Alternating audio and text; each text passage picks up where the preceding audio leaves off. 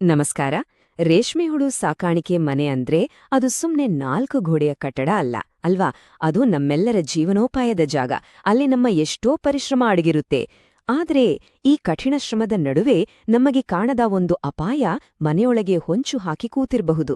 ಅದೇ ವಿದ್ಯುತ್. ಇವತ್ತು ನಾವು ಇದೇ ವಿಷಯದ ಬಗ್ಗೆ ಮಾತಾಡೋಣ.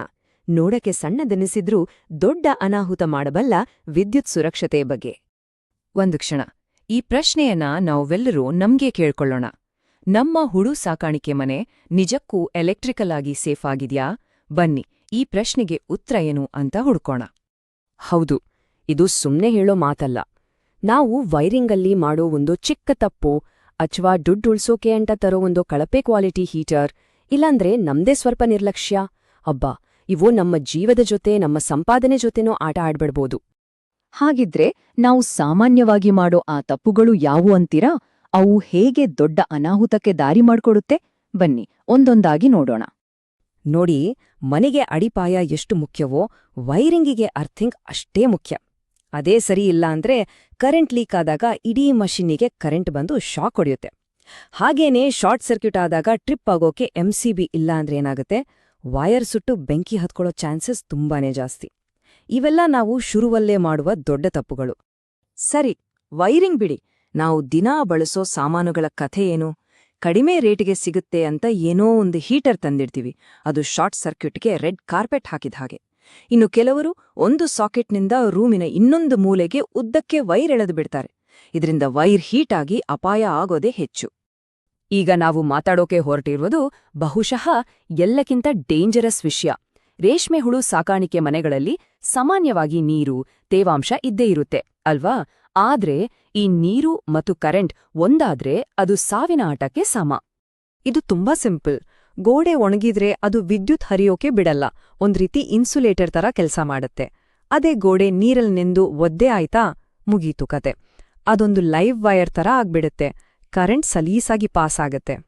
ಹಾಗಿದ್ರೆ ಇದು ಆಗೋದು ಹೇಗೆ ಅಂತೀರಾ? ಈಗ ನೋಡಿ, ನಾವು ಡಿಸ್ಇನ್ಫೆಕ್ಷನ್ಗೆ ಸ್ಪ್ರೇ ಮಾಡೋವಾಗ ನೀರು ಸ್ವಿಚ್ ಬೋರ್ಡ್ ಒಳಗ್ ಹೋದ್ರೆ ಅಥವಾ ಮೇಲಿರೋ ಟ್ಯಾಂಕ್ ಲೀಕ್ ಆಗಿ ಗೋಡೆ ನೆಂದರೆ ಆ ಇಡೀ ಜಾಗವೇ ಕರೆಂಟ್ ಪಾಸ್ ಆಗೋಕೆ ರೆಡಿ ಆಗ್ಬಿಡುತ್ತೆ. ಇಂಥ ಟೈಮಲ್ಲಿ ಸ್ವಲ್ಪ ಯಾಮಾರ್ದ್ರೂ ಸಾಕು, ವಿದ್ಯುತ್ ಶಾಕ್ ತಗ್ಲಿ ಜೀವಕ್ಕೆ ಆಪತ್ತು. ಸರಿ, ಇಷ್ಟೆಲ್ಲ ರಿಸ್ಕ್ ಇದೆ ಅಂತ ಗೊತ್ತಾಯ್ತು, ಹಾಗಂತ ಹೆದರ್ಕೊಂಡು ಕೂರೋಕಾಗಲ್ಲ ಅಲ್ವಾ? ಇದಕ್ಕೆ ಖಂಡಿತ ಪರಿಹಾರ ಇದೆ. ಸಮಸ್ಯೆ ಏನು ಅಂತ ಅರ್ಥ ಮಾಡ್ಕೊಂಡ ಮೇಲೆ ಪರಿಹಾರದ ಕಡೆ ಗಮನ ಕೊಡೋದು ரொம்ப ಮುಖ್ಯ. ನೋಡಿ, ಸೇಫ್ಟಿ ವಿಷಯದಲ್ಲಿ ಕಾಂಪ್ರಮೈಸ್ ಅನ್ನೋ ಮಾತೇ ಇಲ್ಲ. ಹುಳುಮನೆ ಕಟ್ಟುವಾಗ್ಲೇ ಸರಿಯಾದ ಟೆಕ್ನಿಕಲ್ ನಾಲೆಜ್ ಇರೋರಿಂದಲೇ ವೈರಿಂಗ್ ಕೆಲಸ ಮಾಡಿಸ್ಬೇಕು. ISI ಮಾರ್ಕ್ ಇರೋ ಒಳ್ಳೆ ಕ್ವಾಲಿಟಿ ವೈರ್, ಸ್ವಿಚ್ಗಳನ್ನೇ ಬಳಸಬೇಕು. ಎಲ್ಲ ಮುಗಿದ್ಮೇಲೆ ಒಬ್ಬ ಎಕ್ಸ್ಪರ್ಟ್ ಕೈಲಿ ಒಮ್ಮೆ ಚೆಕ್ ಮಾಡ್ಸಿದ್ರೆ ನಮ್ ಮನ್ಸಿಗೂ ನೆಮ್ಮದಿ. ಕೇಳಿದ್ರಲ್ಲ, ಈ ಮಾತು ಎಷ್ಟು ಸತ್ಯ. ಇದು ಬರೀ ಸೇಫ್ಟಿಗೆ ಮಾತ್ರ ಅಲ್ಲ, ಒಳ್ಳೆ ಹುಳು ಸಾಕಾಣಿಕೆಗೂ ಬೇಕು. ಯಾಕಂದ್ರೆ ಕರೆಂಟ್ ವ್ಯವಸ್ಥೆ ಸರಿಯಾಗಿದ್ರೆ ಹೀಟರ್, ಕೂಲರ್ ಎಲ್ಲ ಸರಿಯಾಗಿ ಕೆಲ್ಸ ಮಾಡುತ್ತೆ. ಆಗ ನಮ್ಗೆ ಒಳ್ಳೆ ಇಳುವರಿ ಸಿಗೋಕ್ಕೂ ಸಹಾಯ ಆಗತ್ತೆ. ಇದೆಲ್ಲ ಕೇಳಿದ್ಮೇಲೆ ನಾವು ಸುಮ್ನೆ ಕೂರೋದು ಸರಿಯಲ್ಲ. ಈಗ ತಕ್ಷಣ ಏನ್ ಮಾಡ್ಬೇಕು ಅನ್ನೋದ್ರ ಬಗ್ಗೆ ಯೋಚಿಸೋಣ. ಇದು ನಮ್ಮ ಜೀವ ಮತ್ತೆ ನಾವು ನಂಬ್ಕೊಂಡಿರೋ ಜೀವನೋಪಾಯ, ಎರಡನ್ನೂ ಕಾಪಾಡ್ಕೊಳ್ಳೋಕೆ ನಾವು ಇಡ್ಬೇಕಾದ ಹೆಜ್ಜೆ. ದಯವಿಟ್ಟು ಇದನ್ನ ಮುಂದೂಡಬೇಡಿ. ನಾಳೆ ಮಾಡೋಣ, ಆಮೇಲೆ ನೋಡೋಣ ಅನ್ನೋ ಮಾತೇ ಬೇಡ. ಇವತ್ತೇ ಒಬ್ಬ ಒಳ್ಳೆ ಎಲೆಕ್ಟ್ರಿಷಿಯನ್ನ ಕರೆದು ಪೂರ್ತಿ ಸಿಸ್ಟಮ್ ಒಮ್ಮೆ ಚೆಕ್ ಮಾಡ್ಸಿ. ಒಂದು ಸಣ್ಣ ತಪಾಸಣೆ ಒಂದು ದೊಡ್ಡ ಅನಾಹುತವನ್ನ ತಪ್ಪಿಸಬಹುದು. ಇದೊಂದು ಗೋಲ್ಡನ್ ರೂಲ್, ದಯವಿಟ್ಟು ನೆನಪಿನಲ್ಲಿ ಇಟ್ಕೊಳ್ಳಿ. ಕರೆಂಟ್ ಕೆಲ್ಸದಲ್ಲಿ ಅರ್ಧಂಬರ್ಧ ಜ್ಞಾನ ರೊಂಬ ಡೇಂಜರ್. ಸಣ್ಣ ಫ್ಯೂಸ್ ಹಾಕೋದ್ರಿಂದ ಹಿಡಿದು ಯಾವುದೇ ರಿಪೇರಿ ಇರಲಿ ಅದಕ್ಕೆ ಗೊತ್ತಿರೋರ್ನೇ ಕರೀರಿ. ನಾವೇ ಮಾಡೋಕ್ ಹೋಗಿ ಕೈ ಸುಟ್ಕೊಳ್ಳೋದು ಬೇಡ. ಕೊನೆಯದಾಗಿ, ಅದೇ ಅಷ್ಟೇ ಮುಖ್ಯವಾಗಿ, ಪ್ರತಿಯೊಂದು ಹುಳು ಸಾಕಾಣಿಕೆ ಮನೆಯಲ್ಲೂ ಒಂದು ಫೈರ್ ಎಕ್ಸ್ಟಿಂಗ್ವಿಷರ್ ಇರ್ಲೇಬೇಕು. ಒಂದು ವೇಳೆ ವಿದ್ಯುತ್ನಿಂದ ಸಣ್ಣ ಬೆಂಕಿ ಕಾಣಿಸ್ಕೊಂಡ್ರೂ ಅದನ್ನ ಶುರುವಲ್ಲೇ ಆರಿಸೋಕೆ ಇದು ಬೇಕೇ ಬೇಕು. ಈಗ ನಮ್ಮ ಮುಂದಿರೋ ಪ್ರಶ್ನೆ ಒಂದೇ. ನಮ್ಮ ಜೀವ ಹಾಗೂ ನಮ್ಮ ಜೀವನಕ್ಕೆ ಆಧಾರವಾಗಿರೋ ಈ ಕೆಲಸ ಎರಡನ್ನೂ ಕಾಪಾಡಿಕೊಳ್ಳೋಕೆ ನಾವು ಸಿದ್ಧರಿದ್ದೀವಾ?